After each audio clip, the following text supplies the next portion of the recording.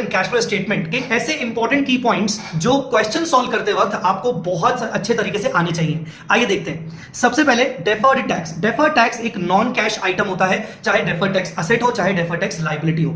दूसरा, upward revaluation of any asset या downward revaluation of any asset. अगर upward revaluation है तो वो डायरेक्टली रिवैल्यूएशन रिजर्व में क्या होगा और वो नॉन कैश है, पर उसका कैश फ्लो स्टेटमेंट में कोई इफेक्ट नहीं आएगा, बिकॉज आप कैश फ्लो स्टेटमेंट में इनडायरेक्ट मेथड में नेट प्रॉफिट से शुरू करते हो। डाउनवर्ड रिवैल्यूएशन है और अगर उन्होंने लॉस को पीएनएल में डाला है तो क्योंकि वो नॉन कैश है और पीएनएल में गया है तो आपको उसको ऐड बैक करना पड़ेगा cash flow from operating activity में। बात करते हैं एक्सचेंज गेन और लॉस की। तो एक्सचेंज गेन और लॉस एक नॉन कैश आइटम होता है इंड AS 21 के हिसाब से जब आप उसको रिकॉग्नाइज करते हो।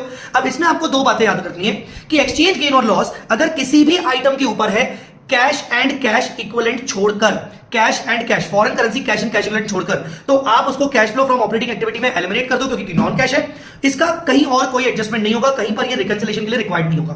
पर अगर एक्सचेंज गेन और लॉस आपके फॉरेन करेंसी कैश इक्विवेलेंट पर है, जैसे कि आपके कोई कैश डिपॉजिट रखे हैं फॉरेन करेंसी में और उनके ऊपर आपको कोई एक्सचेंज गेन और लॉस आ रहा है, तो सबसे पहले तो आप एज यूजुअल उसको cash flow from operating activity में एलिमिनेट करोगे एंड देन आपका जब पूरा कैश फ्लो स्टेटमेंट बन जाएगा तो closing cash and cash equivalent निकालने के लिए आपको रिकंसिलिएशन बनाने के लिए वही एक्सचेंज गेन और लॉस को आपको रिवर्स करना पड़ेगा सो दैट आपका क्लोजिंग बैलेंस मैच हो सके।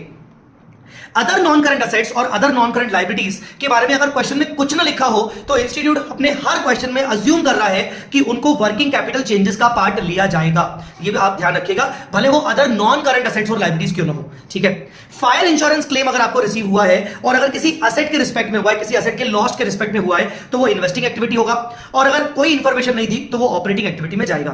फैक्टरिंग अरेंजमेंट में अगर रिकोर्स फैक्टरिंग है तो आपने जो भी अमाउंट रिसीव किया है वो आपका cash flow from financing activity होगा और अगर नॉन रिकोर्स फैक्टरिंग है तो आपका जो भी अमाउंट रिसीव हुआ है फैक्टरिंग अरेंजमेंट में वो आपका cash flow from operating activity होगा, माना जाएगा डेटर्स का कलेक्शन हुआ है।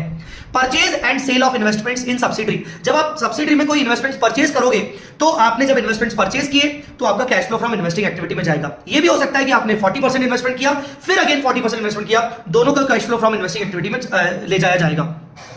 हो सकता है कि आपने 70% इन्वेस्टमेंट किया और फिर आपने 10% इन्वेस्टमेंट फर्दर किया, तो 70% इन्वेस्टमेंट को आप cash flow from investing activity में डालोगे और 10% जो फर्दर इन्वेस्टमेंट हुआ है बिकॉज उसमें कोई कंट्रोल इफेक्ट नहीं हुआ, कंट्रोल पहले से ही था, तो वो cash flow from financing activity में जाएगा। अगर आपने इन्वेस्टमेंट इन सब्सिडी को सेल किया है और वहां लॉस ऑफ कंट्रोल हो रहा है, 80% था 80% चला गया, 80% था 50% चला गया, तो लॉस ऑफ कंट्रोल के केस में आप cash flow from financing activity मानोगे। और अगर आपने सब्सिडी को सेल किया है, कुछ परसेंटेज सेल किया जिससे आपका कंट्रोल लॉस नहीं हुआ है, तो आप उसको cash flow from financing activity में डालोगे। आई होप आपको ये वीडियो पसंद आया होगा, अगर हाँ तो लाइक जरूर करिएगा।